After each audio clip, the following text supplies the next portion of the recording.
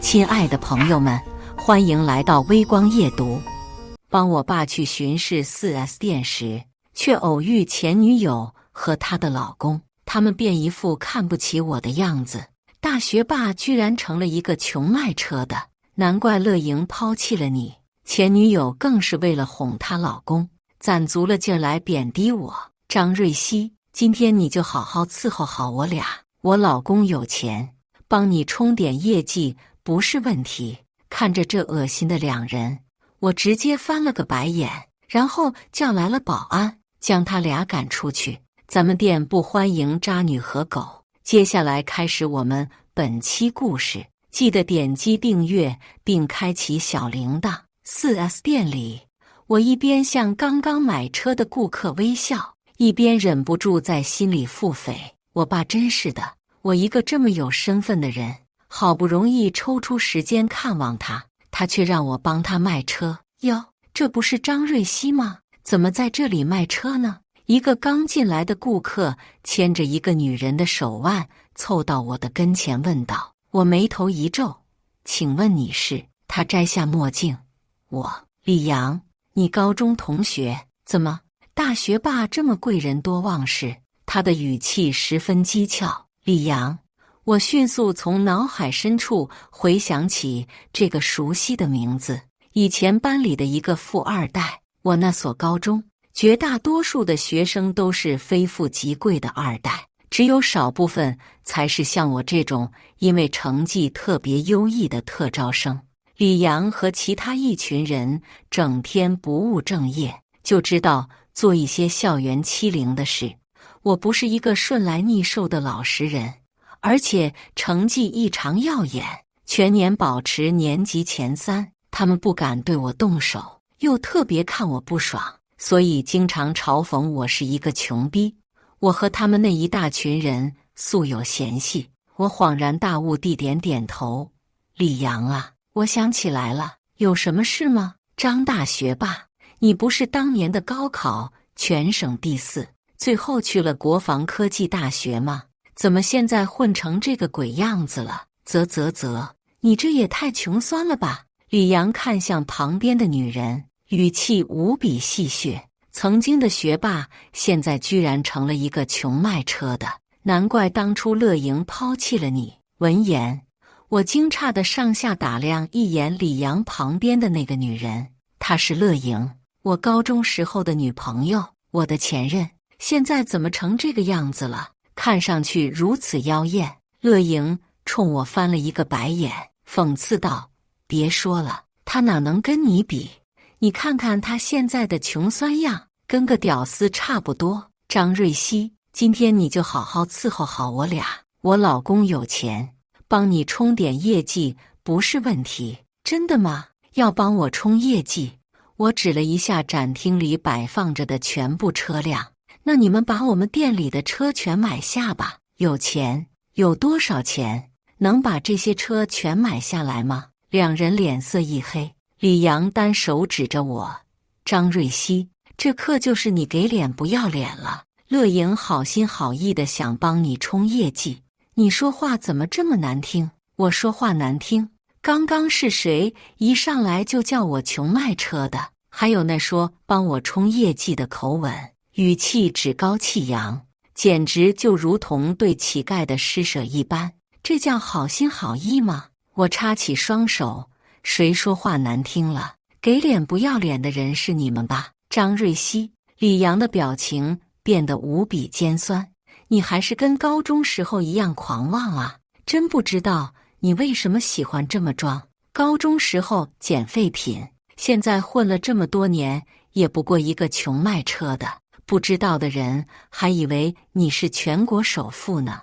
我瞬间整个人无语住，好像在这些富二代眼中，你不接受他们的欺凌就是狂妄，不拍他们的马屁就是爱装啊！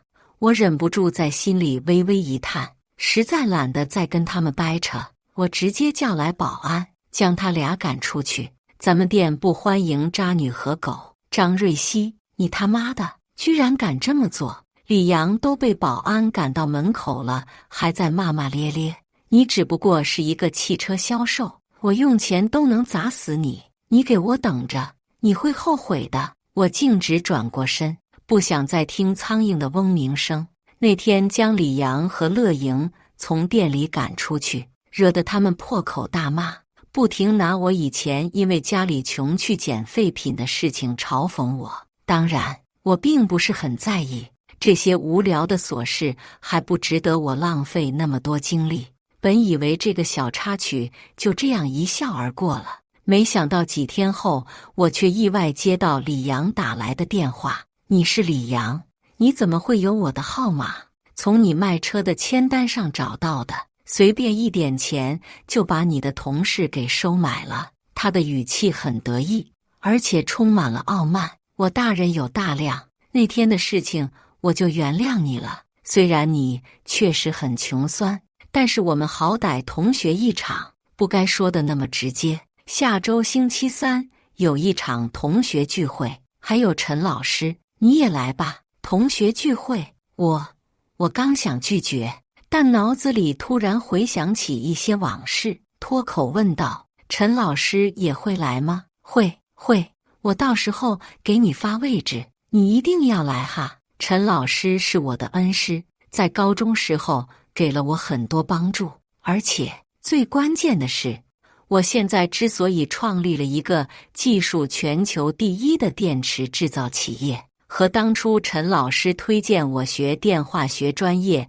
有很大的干系。如果不是陈老师，我不可能走上新能源研发这条路，也不可能成立研究所，最后一步步发展成为这么大一个的汽车电池制造企业。好，我会去的，我答应了。这时电话那头传来一些喧嚷声，模模糊糊间，我听到似乎有人在大笑，说我就知道用陈老师来钓这个穷酸，他就肯定会上钩。还没等我听清，电话就挂断了。穷酸，等到同学聚会那天，我看着手机短信里李阳发过来的酒店定位，不由得笑出声。还真是巧了，居然是前些日子我和那些想在我公司采购电池的外国新能源汽车的代理人见面的那家金盛酒店。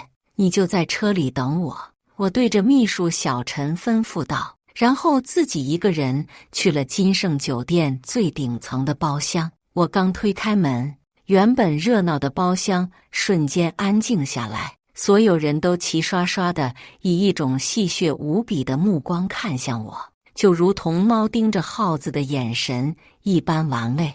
李阳起身，环视一周后大喊道：各位，我们的大学霸终于来了，他现在在一家 4S 店里做销售，如果以后你们有谁想买车的，一定要联系我们的大学霸，说不定还能有优惠呢。说完，他捧腹大笑起来，其他人也跟着大笑，只不过那些笑声当中充满了讥诮和讽刺。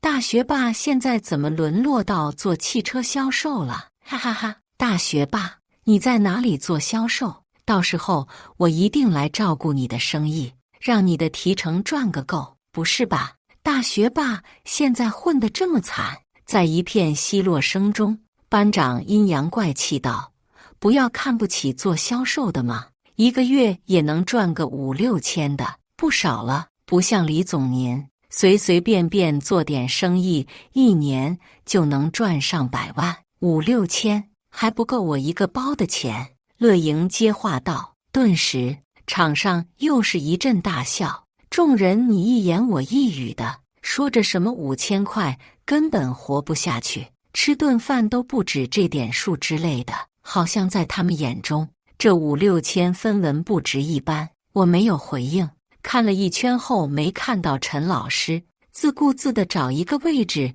就要坐下。哎，大学霸，你坐这里。李阳朝一旁指下道。我瞥一眼，眉头一挑，那个空着的位置是主位，很明显李阳不安好心。我耸了耸肩，毫不在意，既然李阳让我坐，那我就坐，主位而已，我从来都是坐习惯了的，现在让我坐其他地方，我还真有些不习惯。见我十分坦然地坐在主位上，众人面面相觑，对视一眼，然后不约而同地坏笑起来。显然，他们都等着看我的笑话。大学霸，你开什么车来的？李阳搂着一旁的乐莹，睥睨道：“我抿了口茶，我坐车来的，没开车。”李阳咧嘴大笑，拿着一把车钥匙在手中把玩道：“不是吧，大学霸，你一个卖车的，自己连辆车都买不起，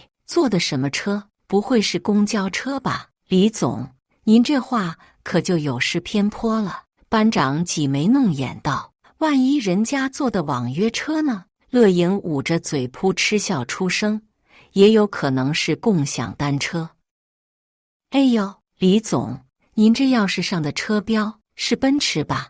班长盯着李阳手中把玩的车钥匙，惊奇道：“是，落地也就170多万吧，生意人嘛，场子一定得撑住。”班长顿时啧舌，立马起身跑到李阳身边敬酒，威严低了好几寸，谄媚讨好道：“李总，李总，您以后可多得帮衬一下老同学。”好说好说，看着眼前这一幕，我简直觉得好笑。不过一辆不到200万的奔驰而已，有什么可夸耀的？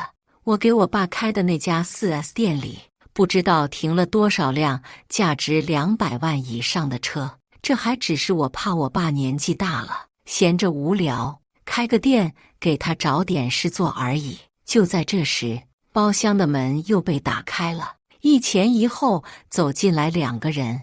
王总，王总好，王哥您终于来了。见到来人，连李阳的声音也变得谄媚起来，是王宇和陈老师。所有人纷纷起立，向着王宇点头致敬。我也站起来，激动地看着走在后面的陈老师，对前面的王总视而不见。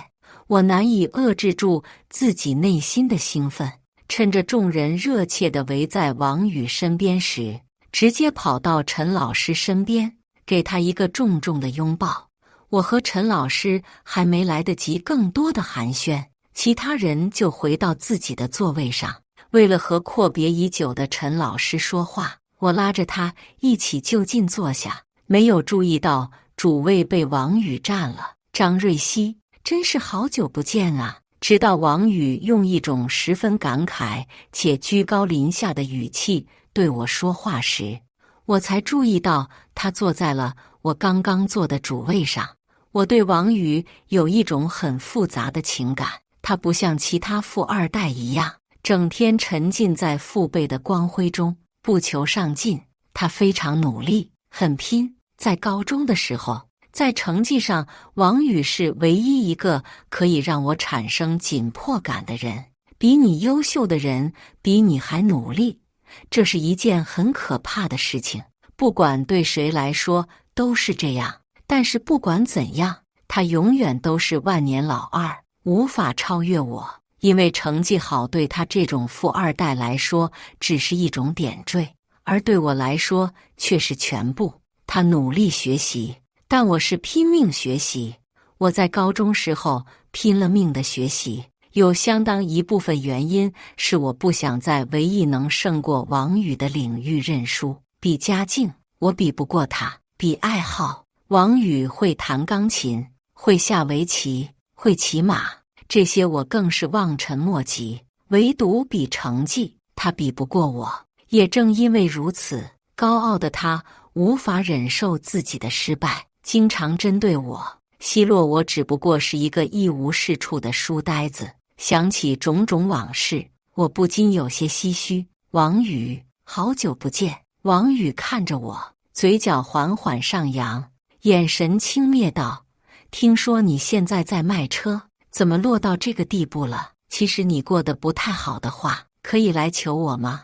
我现在在全国有几十家 4S 店，说不定我一开心就给你个门店经理当当。”听了王宇的话，场上一片哗然，无不以敬仰的目光看向王宇。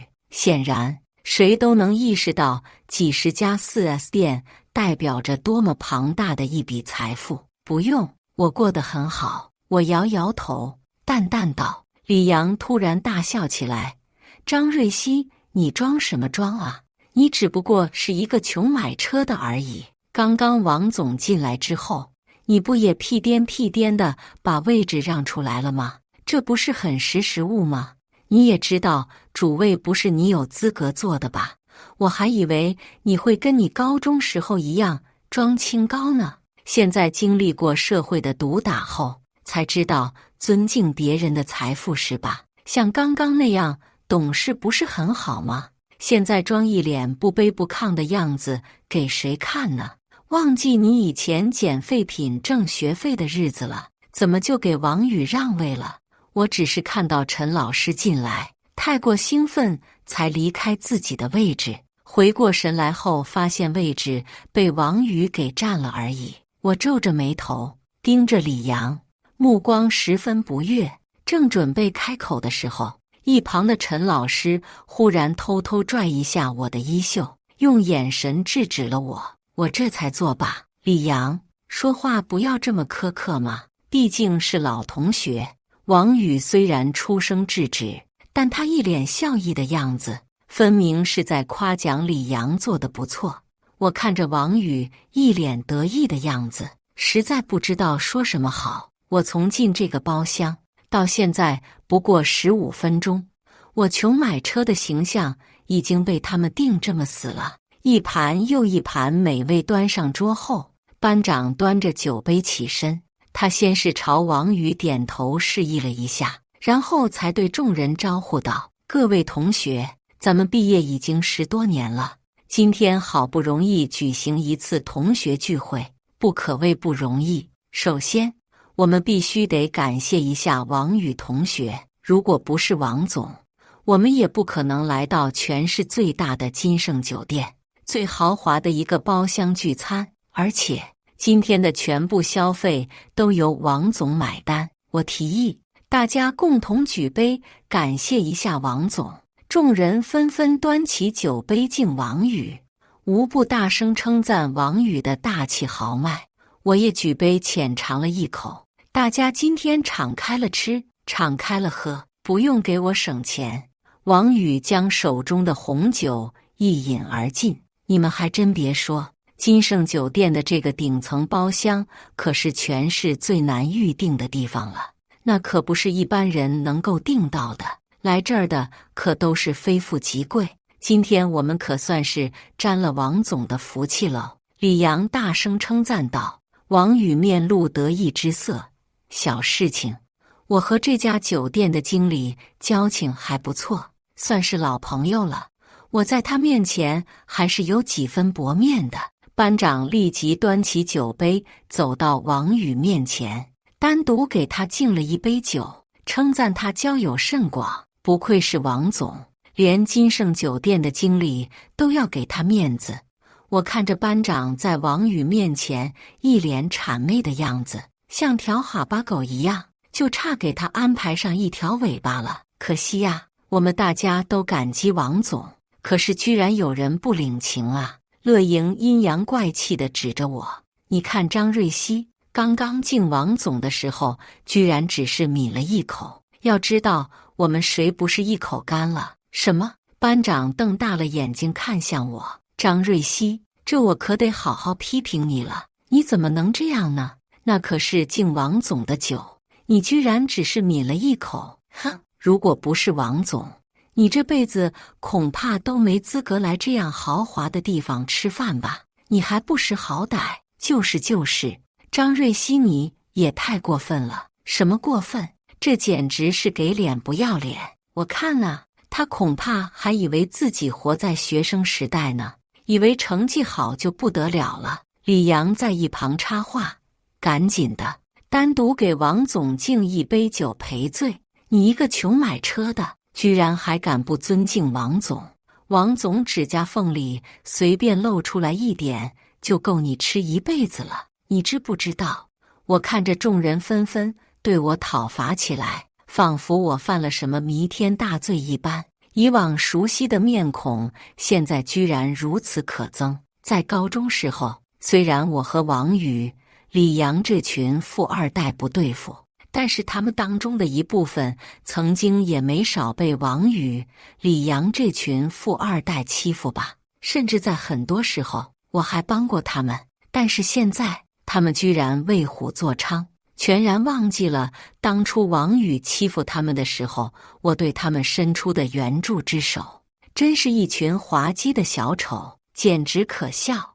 王宇就算有几十家 4S 店又怎样？会给你们半块骨头吃吗？一个个这么着急讨好他，还想让我给他敬酒。在很久之前，我已经不用被强迫给任何人敬酒了，知不知道？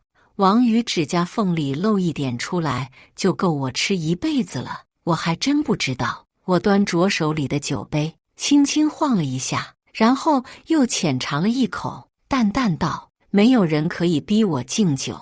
想让我给王宇敬酒是吧？抱歉，我还真做不到。”王宇的脸色顿时变得阴沉无比，包厢瞬间安静下来，所有人都没想到我居然敢这样说话。李阳起身在桌子上猛地一拍，对我大声呵斥道：“张瑞熙，我看你真是活腻歪了，你不过是一个穷买车的，瞧瞧你穿的那寒酸样，混成这个样子。还敢这么狂妄！上次我本来想好心的给你冲业绩，你居然叫保安把我赶出去，不尊重我也就罢了，现在居然连王总也不放在眼里。给王总敬酒是你的福气，你知不知道？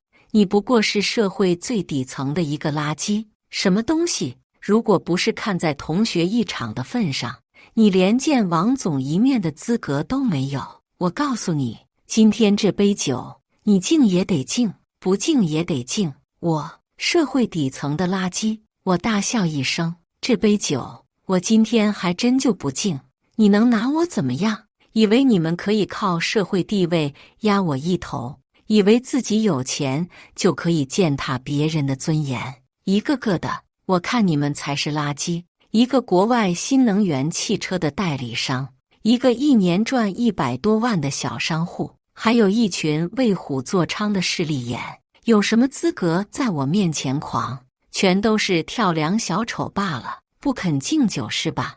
王宇冷笑着摇摇头，叹道：“老同学，你还是跟以前一样，不肯认输。可是现在我们不是学生了，进入社会，我们不能像以前一样幼稚了。你会为自己的行为付出代价的。”哦，我倒要看看今天我会付出什么代价。王宇起身，从一旁拿起一大瓶红酒，倒入杯中，端着酒杯朝我缓缓走来。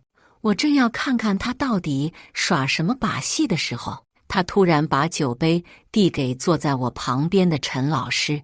王宇戏谑道：“陈老师，既然你的爱徒张瑞熙不肯向我敬酒，那就由你这个老师来代替吧。你向在场的所有人都敬一杯，你求我的事情我就同意了。”陈老师颤巍巍地从王宇手中接过那杯红酒，痛惜地看我一眼，然后向王宇弯腰将手中的红酒一饮而尽，红着眼对我说道：“对不住了，瑞熙，老师有迫不得已的理由。陈老师，你到底有什么苦衷？你告诉我，不论什么事情，我都可以帮你解决。”我震惊地起身，对陈老师大声喊道：“陈老师教我们的时候，刚从一所985师范大学毕业，比我们大不了几岁。也正因为如此，我跟他很合得来，私底下更是亦师亦友。所以，我很清楚陈老师是一个怎样的人。他绝对是一个有着铮铮傲骨的人，怎么可能做出这么憋屈的事？怎么可能任由王宇凌辱？我刚想过去，就被王宇和李阳拦住。你们两个真的太过分了，他可是教过你们的老师。我愤怒地看着他们，现在急眼了。王宇捧腹大笑：“你刚刚不是很装吗？你这就是敬酒不吃吃罚酒。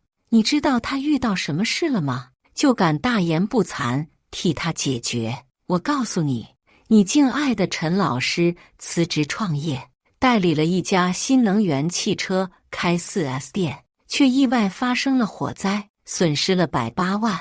而他那批货是从我手里贷款拿的，现在他就是求我不要催他还钱，不要收走他家的房子抵债。就你一个月5、6千块钱的工资，你拿什么替他还？睁大你的狗眼，好好看看，你以后还敢这样不尊重我吗？张瑞熙啊，你知道什么叫权势吗？这就叫权势。听了王宇的话，我心里终于松了一口气，原来只是800多万的损失而已，我还以为什么大事儿呢。对如今的我来说，只要能用钱解决的问题都不是问题。陈老师，只是800万而已，我可以帮你解决，你相信我。我大声朝他喊道。他停下向其他人敬酒的动作，愣神地看着我，通红的眼睛中闪过希冀的目光。我了解他，他自然也了解我，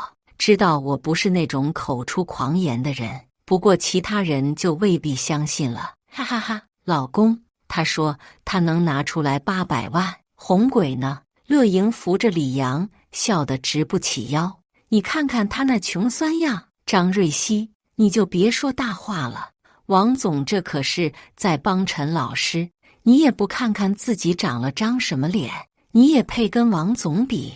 太好笑了，实在是太好笑了。一个穷买车的居然敢说拿出800万，众人纷纷对我开启疯狂嘲讽，一个比一个面目可憎。就在我刚从兜里掏出手机准备打电话给秘书的时候，包厢门被推开，酒店经理进来，王宇立刻迎上去。我给秘书喊了一句叫他上来，就挂断电话。哎呀，杨经理，你怎么来了？快快快，喝一杯喝一杯。王宇笑道。王老板，你真是太客气了。两人在门口寒暄着。杨经理，我坐在位置上，对门口的经理挥了挥手。张瑞熙，我看你真是太不识好歹了。王宇脸一黑，回过头对我咒骂道，你有什么资格敢这样说话？我看你是猫尿喝多了。骂完他才转过身对经理陪笑。杨经理愣愣地看我一眼，然后又怔愣地盯一眼王宇，下一秒终于反应过来后，立马跑到我的跟前。张总，我不知道您在这里。什么狗屁张总？杨经理，你认错人了吧？他只不过是一个小瘪三卖车的。王宇在背后嚷嚷道。杨经理，杨经，让他闭嘴。我揉了揉额角，感觉有些头疼。闭嘴！经理恶狠狠地回过头，对王宇咬牙切齿道。王宇被经理突如其来的一声暴喝吓了一跳，怎么也想不明白，刚刚还和颜悦色的经理，怎么现在毫无征兆的就翻脸了？叫几个保安进来，把场面控制住。是。经理立马对身边的人吩咐下去。包厢里死一般的寂静，所有人见鬼似的看着我，显然他们都意识到了经理的态度太过反常，在我面前简直像个小跟班一样听话。杨经理，你怎么回事？你不会是被这小子给骗了吧？王宇终于回过神来，咧咧道，这小子我了解得很，就一个穷卖车的，没什么背景。经理惊慌地回头高声喊道，老子叫你闭嘴，你想死别害我一起，就算他有什么背景，也不至于让你这么得罪我吧。杨经理，经理看到保安进来了，立马对他们吩咐，让他们把王宇按在地上，嘴堵住。见王宇终于安静下来，经理这才松一口气，他对我弯腰问道，张总，您还有什么吩咐？直到现在，在场的所有人都没有反应过来，都还是一脸难以置信的表情。只要不是蠢货，都能够意识到经理对王宇和对我截然不同的态度意味着什么。这意味着在经理眼中，我的背景远远高过王宇，不然经理怎么可能为了我把王宇得罪得这么狠？我扫视一圈，众人在接触到我的视线后纷纷低下头，不敢和我对视。看着他们此时胆怯的模样，我觉得十分好笑。刚刚不都还是趾高气扬的模样吗？怎么现在一个个连大气都不敢喘了？尤其是李阳，脑袋都快要缩进脖子里了。把王宇和这个人拖出去，先教训一顿下吧。我用手指了指李阳，实在懒得给他们扯些长篇大论的道理了，先让心头的那一口怒气顺下去再说。李阳立马浑身一颤，哭丧着脸看向我：“张总，张总，我……”没等他说完，经理立马就带着2个保安把他拖出去了。很快，门外传来一阵哀嚎，所有人的额头上都冒起了冷汗，一动也不敢动，生怕被我注意到。陈老师，我说了，只不过800万而已，我可以帮你。我从仍处在震惊状态中的陈老师手里取下酒杯，拉着他在一旁的空位坐下。瑞希，不，张总，你现在……我苦笑道：“陈老师，你怎么也跟那些俗人一样？你叫我瑞希就好。我现在呀，说来话长，你的问题对我来说只是一件小事儿，真的。不过我能有现在的成就，跟你当初推荐我选电气化专业有很大关系，所以我很感谢你。本来我曾经向学校问过你的联系方式，但是校方说你辞职后失联了，没想到重新和你见面，居然是这样的一种局面。”说完，我拿出手机往陈老师的卡里转了1000万给他。陈老师张大了嘴看着我，眼中噙满了泪水，不过也充满了喜悦。他的银行卡里转款到账的那一刹那，他终于嚎啕大哭起来。天知道，他因为看好新能源汽车行业的发展，选择了代理一家外国品牌开 4S 店。事业本来一直一帆风顺，但突如其来的一场让他遭受了巨大的损失。结果刚好听说这家品牌的总代理是自己曾经的学生，厚着脸上门求助，却遭受了这样的折辱。没想到现在又峰回路转。哎，对了，刚刚听你们说王宇代理的新能源汽车品牌是美国的 DIR 是吧？我看向我的前女友乐莹，结果她打个冷战，支支吾吾的说不出话来。我眉头一皱，是不是？是。她的声音简直快要哭出来。张瑞希，不，张总，我错了，我不该看不起你，对不起，您大人有大量，不要跟……住嘴！我不耐烦地挥了挥手，实在不想听他哭哭啼啼的声音，便给秘书打了个电话。小陈，给 DIR 的大中华区负责人杰克打电话，让他在30分钟之内来这里找我。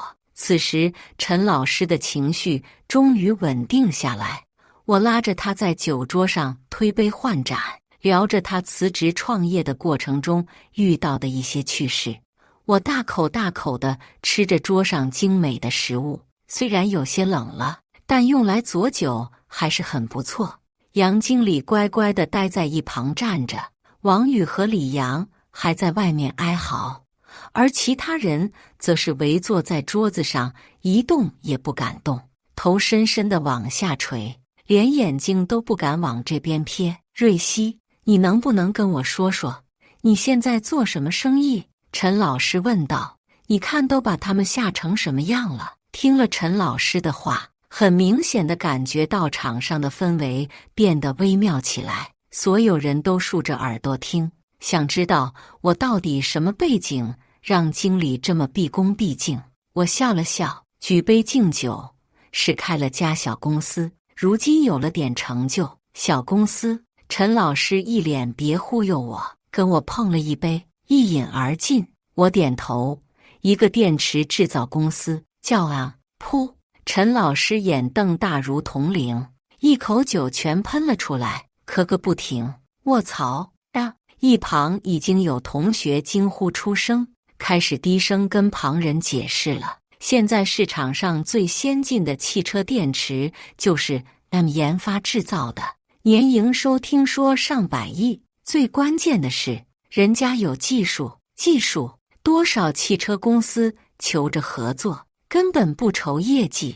陈老师好容易才止住咳嗽，难以置信地看着我，张大了嘴巴，良久才笑着喃喃：“后生可畏，后生可畏啊！没想到我还有这样牛逼的学生呢。”我笑了笑，再次举杯：“多亏了您。”转身扫视周遭同学，目光所过之处，他们或是目光炽热，或是吓得如同鹌鹑，把头埋得更深，神色各不相同。这世道就是这么现实，呵呵。就在这时，门外传来一阵急促的奔跑声，一个外国人一路小跑进来，他喘着粗气，还没来得及说话，王宇也跟着从门外冲进来。王宇一脸看到救星的样子，表情十分激动，他拉着杰克的手欢呼道：“杰克，现在帮我，帮我！这个小子居然敢让人打我，你教训一下他好不好？”呵，哈哈，我不信你比杰克先生的背景还大。杰克先生可是……场上所有人都跟看傻逼一样看着王宇。这个外国人有没有背景，他们还不知道。他可是所有人亲耳听到被我秘书一个电话叫过来的人，就算有背景，能带得过我？闭嘴，蠢货！杰克甩开王宇的手，呵斥道：“杰克先生，我……”王宇小媳妇一般，一脸委屈地看着这个老外，不明白为什么洋人也这么怕张瑞熙。就在他准备说些什么的时候，门外的保安追上来，又要把他拖出去了。“杰克先生，帮我呀！我可是你们公司的代理商，我们是一伙的，你为什么不帮我？”“行了，这次不用拖出去，把他嘴堵住，不要他说话就可以了。听着烦死人！”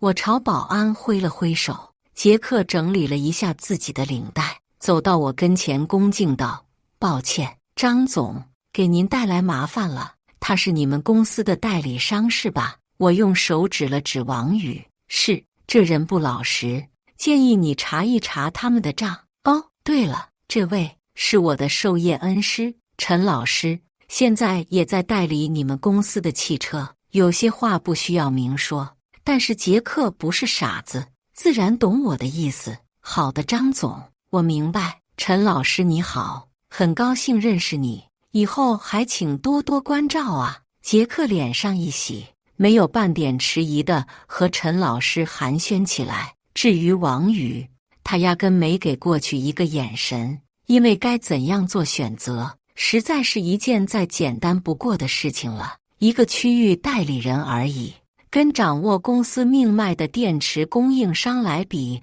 算得了什么？看到洋人在我面前如此恭敬的样子，连任何条件都没提就答应了我的要求。王宇瞪大了眼睛，像见到鬼一样惊恐，不停支支吾吾的想说什么，但嘴被保安用透明胶封住了，什么话也说不出来。看着王宇此时噤若寒蝉的模样，我问道：“你知道今天你最不该做什么吗？你不该折辱陈老师。”我重重拍一下桌子，暴躁的模样让所有人都忍不住胆寒。“杨经理！”我把头转过去，看向经理：“张总，有事您直接吩咐。我们老板叮嘱过，我要做好您交代的一切事情。”经理弯下腰：“这场上有多少人，就给我拉多少件酒来，让他们喝，不喝完不许离开。”我重重拍了一下桌子：“喜欢让别人喝酒是吧？那就让你们喝个够！”场上坐着的众人都被吓了一跳，但是谁也不敢说个不字。